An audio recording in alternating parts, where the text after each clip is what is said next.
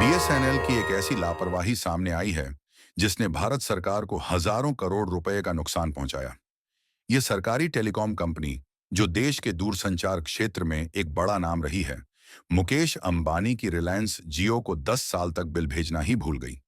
मई 2014 से मार्च 2024 तक का समय बीत गया, लेकिन बीएसएनएल ने जियो को अपने बुनियादी ढांचे जैसे टावर, फाइबर नेटवर्क और अन्य संसाधनों के इस्तेमाल के लिए एक भी बिल नहीं भेजा।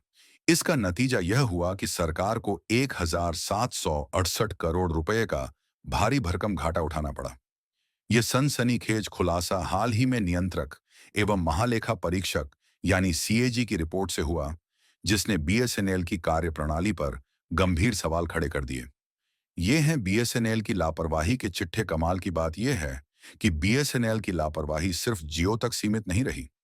कंपनी ने जियो के अलावा कई अन्य टेलीकॉम इंफ्रास्ट्रक्चर प्रोवाइडर्स के साथ भी रेवेन्यू शेयरिंग के करार किए थे। इन करारों के तहत बीएसएनएल को लाइसेंस फी वसूलनी थी, जो सरकार के खजाने में जमा होती। मगर बीएसएनएल इतनी ढीली निकली कि ये फी वसूलना ही भूल गई। इस गलती की कीमत सरकार को 38 करोड़ 36 लाख रुपए के अतिरिक्त नुकसान के रूप में चुकानी पड़ी। अगर इन दोनों नुकसानों, बिल न भेजने और लाइसेंस फी न वसूलने को जोड़ दिया जाए, तो कुल मिलाकर सरकार को करीब 1800 करोड़ रुपए का चूना लगा। यह रकम कोई छोटी मोटी नहीं है, खासकर तब जब बीएसएनएल सरकारी पैसे से चलने वाली संस्था है। बीएसएनएल का इतिहास वित्तीय संकटों से भरा रहा है।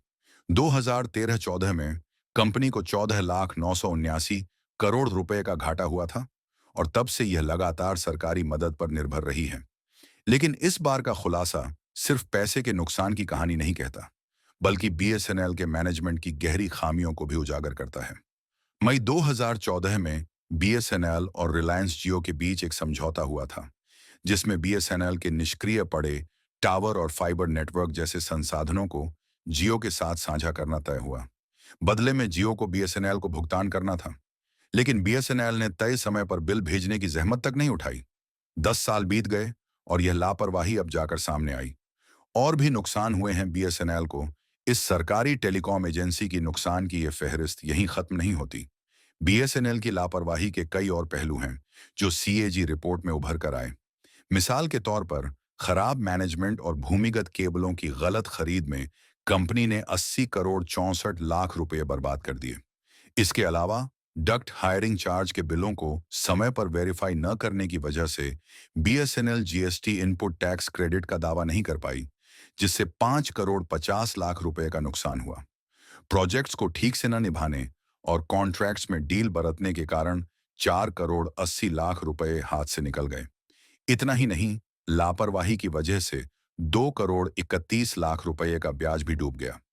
ये छोटे छोटे नुकसान भले ही अलग अलग दिखें, लेकिन इन्हें जोड़ने पर यह रकम करोड़ों में पहुंच जाती है।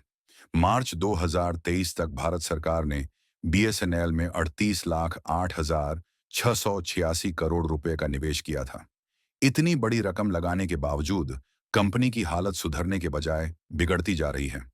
बिलिंग में देरी, खराब प्रोजेक्ट मैनेजमेंट और कॉन्ट्रैक्ट्स को सही ढंग से न निभा पाने जैसी समस्याएं बीएसएनएल की पहचान बन गई हैं। इस लापरवाही का असर सिर्फ कंपनी तक सीमित नहीं रहा, बल्कि सरकारी योजनाओं और टैक्स पेयर्स पर भी बोझ बढ़ा। कुल मिलाकर इन सभी नुकसानों को जोड़ दें तो यह आंकड़ा 1800 करोड़ रुपए से भी ऊपर पहुंच जाता है। सीएजी की इस रिपोर्ट ने बीएसएनएल की पोल तो खोल ही दी, लेकिन अब कई सवाल हवा में तैर रहे हैं। क्या रिलायंस जियो यह 1768 करोड़ रुपए चुकाएगा, या फिर बीएसएनएल और जियो कोर्ट में आमने सामने होंगे? और सबसे बड़ा सवाल, टैक्स पेयर्स का पैसा जो बीएसएनएल को चलाने में लगा, उसका क्या होगा? यह घटना न सिर्फ सार्वजनिक धन के दुरुपयोग की मिसाल है, बल्कि यह भी बताती है कि सरकारी संस्थाओं में जवाबदेही और कुशल प्रबंधन की कितनी कमी है। एक सवाल यह भी है कि कहीं यह लापरवाही जानबूझकर तो नहीं की गई है। खैर, फिलहाल सबकी निगाहें इस बात पर टिकी हैं कि इस नुकसान की भरपाई कैसे और कौन करेगा।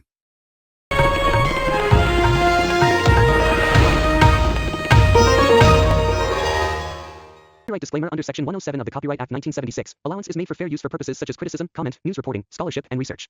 Fair use is a use permitted by copyright statute that might otherwise be infringing.